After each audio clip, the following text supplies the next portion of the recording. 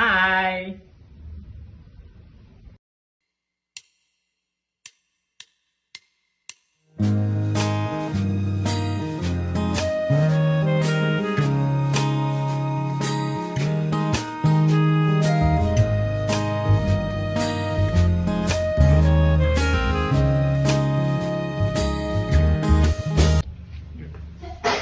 Betul mu? Apa dilanjut wae? Berkamu. Aku ini sesuai. Ayo lah istri kamu. Ya. Bertemu lagi dengan kami. Nah, kali ini kita akan membahas tentang kebiasaan baik dan kebiasaan buruk anak di rumah yang mereka bawa ke sekolah. Nah, kemudian kami akan menyampaikan cara-cara mengatasinya. Anda penasaran? Yuk simak baik-baik penjelasannya. Tapi ekspresi ini kurang ya? Halo, pada kasus anak yang sering berbicara kotor atau kasar, saya akan memberikan beberapa cara dalam mengatasinya. Melansir dari Harvard Health Publishing, ada beberapa cara yang dapat kita coba untuk mengatasi hal tersebut.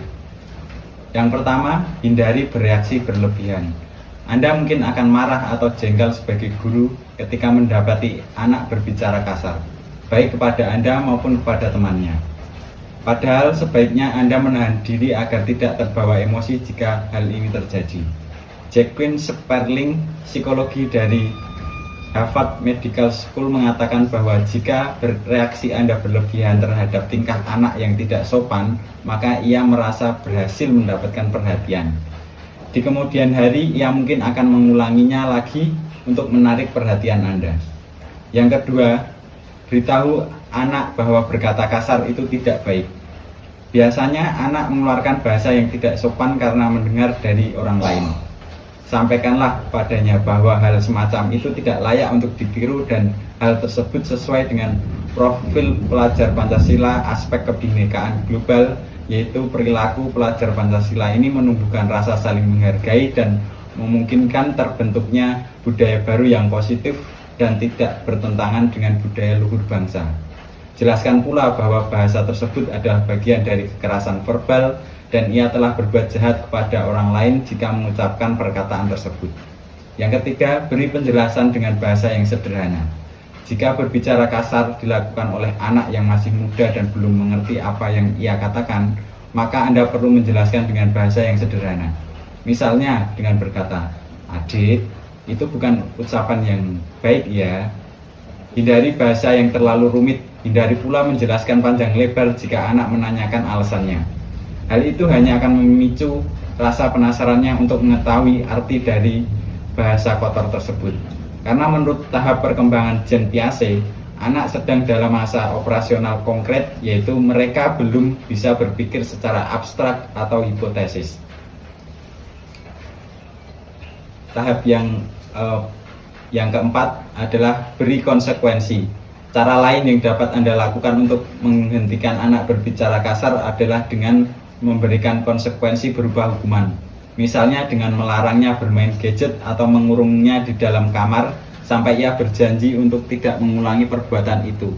Dalam hal ini, Anda butuh ketegasan dan sedikit tega demi kebaikan anak. Sebisa mungkin Anda mengontrol emosi jika memberikan konsekuensi, agar Anda dapat menerapkan hukuman yang wajar dan tidak mengarah pada kekerasan terhadap anak. Sekian cara penanganan anak yang sering berbicara kasar atau kotor dari saya. Terima kasih. Berbicara mengenai kebiasaan anak yang di rumah memiliki kebiasaan segala aktivitasnya dipersiapkan, dengan kata lain si anak ini tidak mandiri. Menurut Montessori, dalam meningkatkan kemandirian anak meliputi pembelajaran kemampuan pengembangan diri dan peduli lingkungan. Kemandirian yang didasarkan pada metode Montessori yang dikembangkan untuk membangun suatu landasan bagi sikap pengetahuan dan keterampilan. Berdasarkan teori tersebut, maka cara menyikapi agar anak tersebut dapat memiliki kompetensi profil pelajar Pancasila, terutama aspek mandiri antara lain. Yang pertama, saya sebagai guru harus memiliki sikap menyadari sisi positif si anak, menggali sisi positif pada anak agar anak dapat mengatasi masalahnya sendiri. Pada akhirnya anak tersadar bahwa dia bisa mengatasi kesulitan-kesulitannya itu karena dia memiliki sisi positif tertentu. Hal ini dapat melatih cara berpikir kritis anak. Lalu yang kedua, memberikan bekal nilai-nilai religius pada anak. Contohnya, memberikan tauladan yang baik bagi anak sesuai norma agama. Faktor inilah dapat mengembangkan kompetensi pelajar Pancasila, ciri beriman, bertakwa kepada Tuhan Yang Maha Esa, dan berakhlak mulia. Yang ketiga, ajarkan anak terbiasa membuat daftar to-do list. Mengajak anak membuat daftar untuk melakukan aktivitas di rumah sesuai dengan daftar yang dibuatnya. Dan yang tak kalah penting adalah memberikan semangat pada anak bahwa ia pasti bisa menyelesaikan daftar tugasnya tersebut. Hal ini akan membuatnya jadi lebih bersemangat sehingga tidak lagi terjebak dalam kemalasan. Yang keempat adalah menempelkan poster berisi motivasi.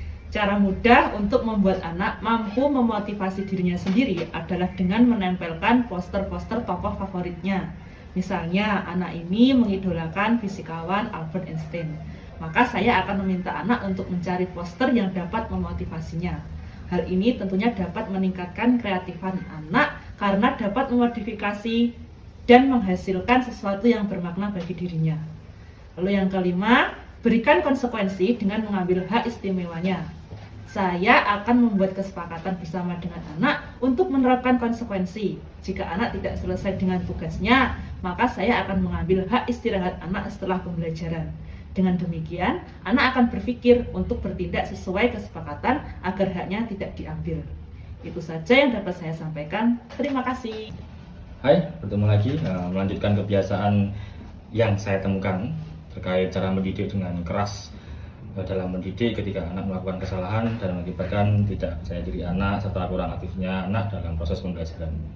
Jangan dianggap sepele terkait kepercayaan diri, karena self-esteem positif pada anak merupakan faktor pelindung untuk kesehatan mental yang baik. Menurut Erikson, pada tahapannya yang keempat, yaitu ketakutan dan rasa rendah diri. Melalui interaksi sosial, anak-anak mulai mengembangkan rasa bangga atas prestasi dan kemampuan mereka. Di masa ini, anak-anak perlu mengatasi tuntunan sosial atau akademik yang baru. Keberhasilan melewati tahapan ini mengarah pada rasa kompetensi, sedangkan kegagalan menghasilkan perasaan rendah diri. Akibat dari kebiasaan yang kita bahas sebelumnya, kemungkinan anak akan gagal dalam tahapan tersebut. Namun, ada 3 cara yang saya gunakan untuk meningkatkan rasa kepercayaan diri dengan mengedepankan profil pelajar Pancasila yang kreatif dan kebinekaan global pada anak di sekolah. Yang pertama yaitu pujian. Siapa yang tidak senang dengan pujian? Begitu pula dengan anak-anak. Berikan pujian seperti kerja bagus, good, luar biasa, seperti itu. Hal ini akan membuat anak merasa berhargai dan ia bisa membangun kepercayaan diri di lingkungan termasuk sekolah. Yang kedua, mengembangkan minat dan bakatnya. Jika anak sudah terlihat gemar melakukan sesuatu seperti hobi dan keahliannya, kemungkinan anak bisa berhasil di bidang lainnya. Hobi ini membantu anak yang kesulitan menyesuaikan diri di sekolah. Maka cobalah bantu anak untuk bisa bergaul dengan teman-temannya. Di sekolah, dengan memanfaatkan minatnya tersebut, memajang hasil karya di ruang kelas yang telah ia buat seperti karya seni, menulis cerita atau menyusun proyek. Kemudian ajak anak untuk menceritakan tentang tugas mereka seperti apa yang dia rasakan, dipikirkan apa yang mereka paling sukai dari kreasi mereka. Hal tersebut sangat penting dalam berkomunikasi antara guru dan anak, sehingga bisa membangun kepercayaan diri dengan kemampuan serta kreativitasnya. Yang ketiga, mengajarkan tentang kesalahan. Cobalah untuk menegaskan kepada anak mengenai fakta bahwa manusia tidak sempurna dan bisa membuat suatu kesalahan. Guru juga harus bisa bersabar ketika anak melakukan sebuah kesalahan, seperti mengalami masalah perilaku di sekolahnya. Alih-alih memarahi anak, lakukan sesuatu yang bisa anak pahami dan mengubah situasi tersebut menjadi peluang untuk berkembang dengan belajar dari kesalahan. Anak juga bisa membangun kepercayaan dirinya dan menunjukkan mereka bisa mengatasi dengan cara yang tepat. Sebagai orang tua di sekolah, sebaiknya harus berubah atau bersabar mengajarkan anak agar bisa bertumbuh sehat baik fisik maupun mental. Kepercayaan diri anak bisa dengan mudah dibangun jika antara guru, orang tua, dan anak memiliki komunikasi yang baik. Dari ketiga cara ini kita tidak dapat kita lakukan dengan cara instan. Saya sebagai guru harus terus berkomunikasi dengan orang tua selaku yang akan ditemui siswa setiap hari di rumah. Treatment terus saya akan lakukan secara bertahap hingga goalsnya tercapai. Seperti itu. Terima kasih. Selanjutnya, pada kasus ini merupakan kasus positif yang dilakukan oleh siswa dari pembiasaan selama di rumah yang berpengaruh pada kebiasaan siswa di sekolah. Dari kebiasaan siswa tersebut perlu dipertahankan supaya siswa tetap berada pada budaya positif baik di rumah maupun di sekolah yang akan mempengaruhi hasil prestasinya di sekolah dan bisa mengembangkan potensi dirinya sesuai dengan potensi yang dimilikinya. Berikut strategi yang menurut saya bisa untuk mempertahankan budaya positif pada siswa berdasarkan teori dari Erik Erikson, yaitu pada perwujudan tahap 4, ketekunan dan rasa rendah diri, di mana anak ini mulai menunjukkan rasa bangga terhadap prestasi dan kemampuan yang mereka miliki. Di masa ini, anak perlu mengatasi tuntunan sosial dan akademik yang baru. Keberhasilan melewati tahap ini mengarah pada rasa kompetisi. Hal ini dibuktikan karena siswa yang mendapat perhatian penuh dari kedua orang tua selama di rumah, terutama dalam hal belajar. Nah, untuk mempertahankan kegiatan positif ini, ada pun strategi yang saya gunakan, yaitu yang pertama, membangun hubungan yang baik antara guru, orang tua siswa, dan siswa itu sendiri. Jika saya menjadi seorang pendidik, saya akan sering-sering untuk berkomunikasi dengan orang tua siswa dan siswa itu sendiri untuk mengetahui betul perkembangan yang dilakukan oleh siswa baik di rumah maupun di sekolah. Yang kedua, membangun lingkungan yang positif bagi siswa untuk belajar. Saya akan menciptakan suasana kondusif untuk belajar sehingga siswa terasa nyaman dalam belajar sehingga akan berdampak pada hasil belajarnya. Jika suasana kelas sudah kondusif, maka siswa akan terbiasa belajar dengan suasana yang tenang dan nyaman. Yang ketiga, membuat kesepakatan yang harus dipatuhi oleh warga sekolah atau warga kelas. Dengan begitu, maka siswa akan dibimbing dan bertanggung jawab atas apa yang dilakukannya. Hal ini guna untuk mewujudkan profil pelajar Pancasila, yaitu mandiri, di mana seorang murid yang memiliki dimensi mandiri berarti murid tersebut mempunyai prakarsa atas pengembangan diri dan prestasinya dan didasari pada pengenalan kekuatan serta keterbatasan dirinya serta situasi yang dihadapi dan akan bertanggung jawab atas proses dan hasilnya. Yang keempat, guru memberikan contoh dan teladan yang baik ketika di sekolah. Saya akan mencontohkan perilaku yang baik sehingga siswa akan meniru dan lama-kelamaan akan menjadi kebiasaan positif yang dilakukan siswa di sekolah, baik dari sikap maupun ucapan. Yang kelima, memberikan apresiasi atas pencapaian yang telah diraih oleh siswa.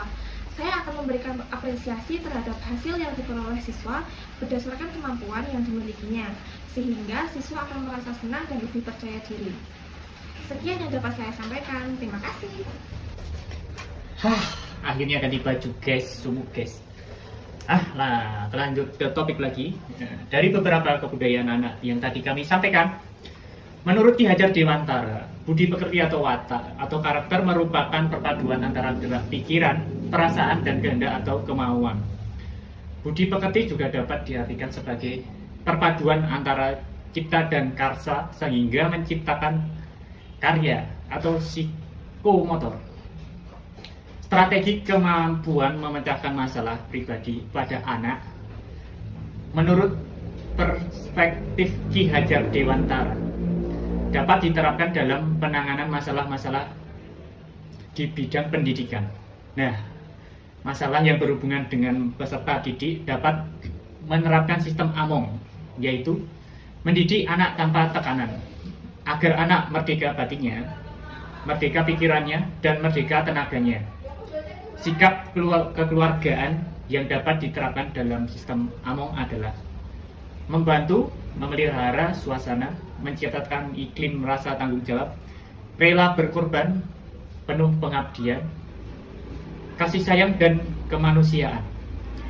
Sistem AMONG dapat dirumuskan dalam bentuk tuntunan, bantuan, dan layanan hubungan akrab.